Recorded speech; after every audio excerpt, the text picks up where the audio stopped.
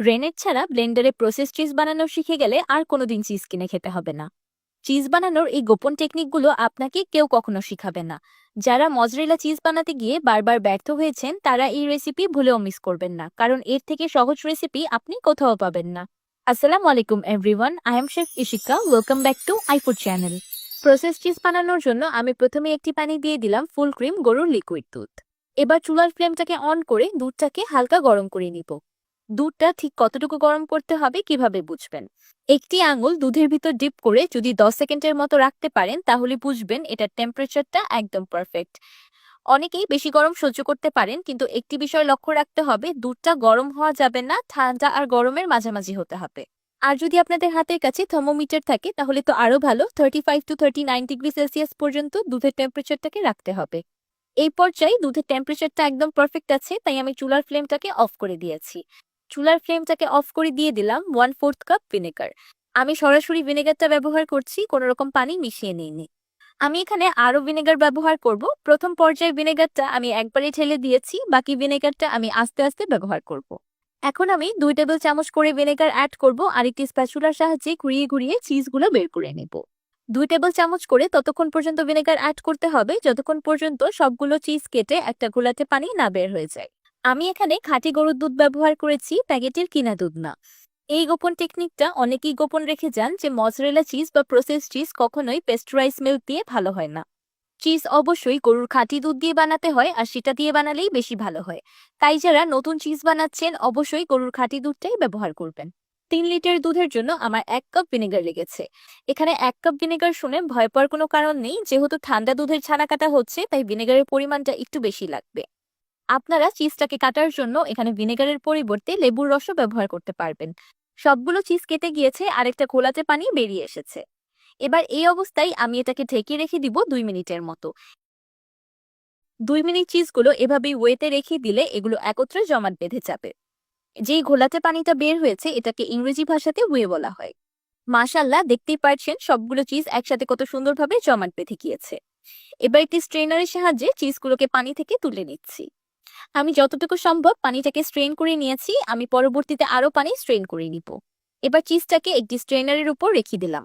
আমি এর আগেও আপনাদের সাথে রেনেট ছাড়া একদম পারফেক্ট মজরেলা চিজের রেসিপি শেয়ার করেছিলাম।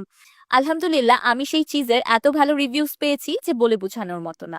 যারা কোনোদিনও চিজ বানাতে পারেনি বা অনেক ভিডিও দেখে ব্যর্থ হয়েছে তারাও আমার রেসিপিটা দেখে চিজ তৈরি করে নিয়েছে। সেই মজরেলা চিজের রেসিপি ভিডিও লিংকটা আমি ডেসক্রিপশন বক্সে দিয়ে দিব, আপনারা অবশ্যই চেক করে নেবেন। এই প্রসেস চিজটাও কিছুটা মজরেলা চিজের মতোই, কিন্তু মজরেলা চিজের থেকে এটা স্ট্রিংস কম কিন্তু ক্রিমি বেশি। আমি যতটুকু পেরেছি হাতের সাহায্যে চেপে চেপে চিজের পানিটাকে ফেলে দিয়েছি। আপনারা ইচ্ছে করলে চিজটাকে ঠান্ডা পানি দিয়ে ধুয়ে নিতে পারেন, কিন্তু আমার মনে হয় এটাকে ধোয়ার প্রয়োজন হয় না, কারণ এর থেকে কোনো রকম ভিনেগারের গন্ধ আসে না। চিজটাকে চাপার পরেও দেখতে পাচ্ছেন উপরের সারফেসটা কতটা বেশি স্মুথ হয়ে গিয়েছে। আমি একটি ইনোর প্যাকেট নিয়ে নিয়েছি। প্রসেস চিজ বানানোর জন্য আমাদের এই চিজটাকে ইমালসিফাই করতে হবে। ইমালসিফায়ার হিসাবে আমি ইউজ করব 1 প্যাকেট ইনো বা ফ্রুট সল্ট। এবার দিয়ে দিচ্ছি 1 চা চামচ বেকিং সোডা। এখন 1 টেবিল চামচ পানি দিয়ে ইনো আর বেকিং সোডাটাকে একসাথে খুব ভালোভাবে মিশিয়ে নিব। কমার্শিয়াল প্রসেসে ইমালসিফায়ার হিসাবে সাইট্রিক অ্যাসিড ব্যবহার করা হয়, কিন্তু যেহেতু সাইট্রিক অ্যাসিডটা আপনারা অনেকেই হাতের কাছে পাবেন না আর ইনোটা সহজেই পাওয়া যাবে, তাই আমি ইনো দিয়ে করে দেখাচ্ছি।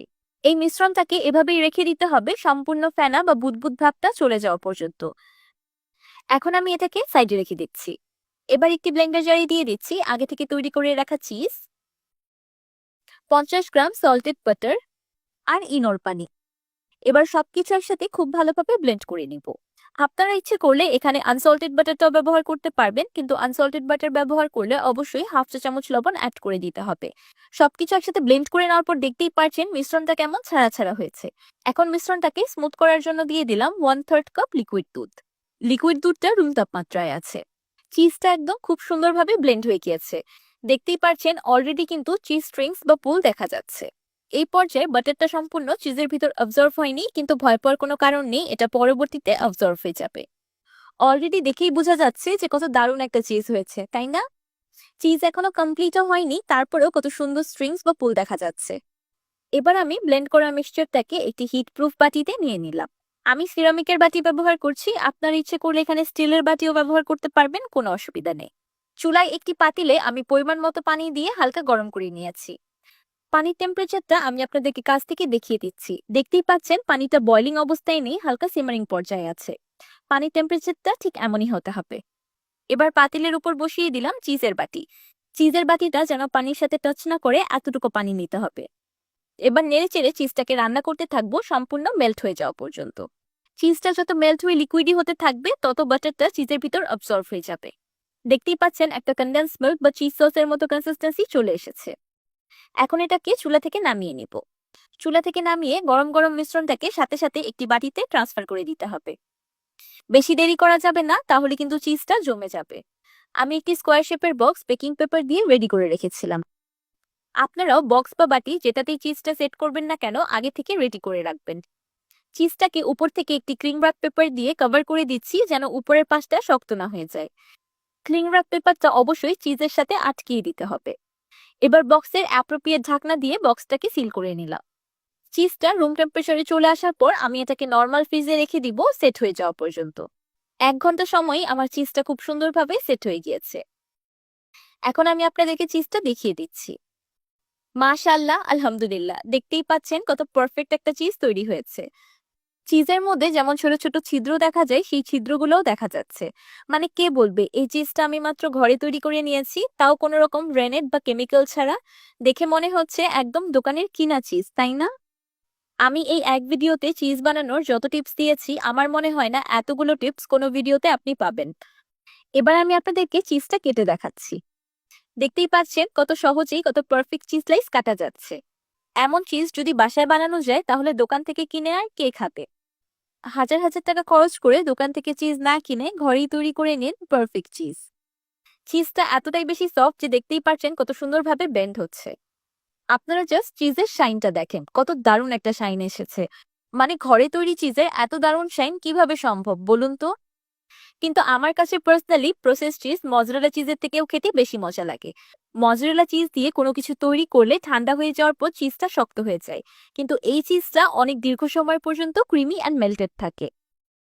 আমি দুটি চিজ স্লাইস পাউরুটিতে দিয়ে আপনাদের স্যান্ডউইচ তৈরি করে দেখাচ্ছি যেন আপনারা বুঝতে পারেন চিজগুলো কত সুন্দরভাবে মেল্ট হবে আর কত সুন্দর স্ট্রিংস দেখা যাবে। আমার টিপস এন্ড ট্রিক্স গুলো হুবহু ফলো করলে আপনারা প্রথম চেষ্টাতেই একদম পারফেক্ট প্রসেস চিজ তৈরি করে নিতে পারবেন। মাশাআল্লাহ, দেখতেই পারছেন চিজগুলো কত সুন্দরভাবে মেল্ট হয়েছে আর দেখতে কতটা বেশি ক্রিমি লাগছে। আমি প্রথমেই বলেছিলাম এই প্রসেস চিজগুলো মজরেলা চিজের থেকে স্ট্রিংস কম হয় কিন্তু ক্রিমি বেশি হয়। এই প্রসেস চিজটা খেতে এতটাই বেশি মজা যে আপনি এটা এমনি এমনি খেয়ে নিতে পারবেন। তাছাড়া স্যান্ডউইচ, বার্গার, পিৎজা, পাস্তা যাই বলেন না কেন সবকিছুতে ব্যবহার করা যাবে। আমার আজকের easy and perfect process cheese রেসিপিটি আপনাদের কাছে কেমন লাগলো আমাকে অবশ্যই কমেন্ট করে জানাবেন। ভিডিওটি ভালো লাগলে একটি লাইক দিবেন আর আমার চ্যানেল সাবস্ক্রাইব করে আমার চ্যানেলের পাশেই থাকবেন। আল্লাহ হাফেজ।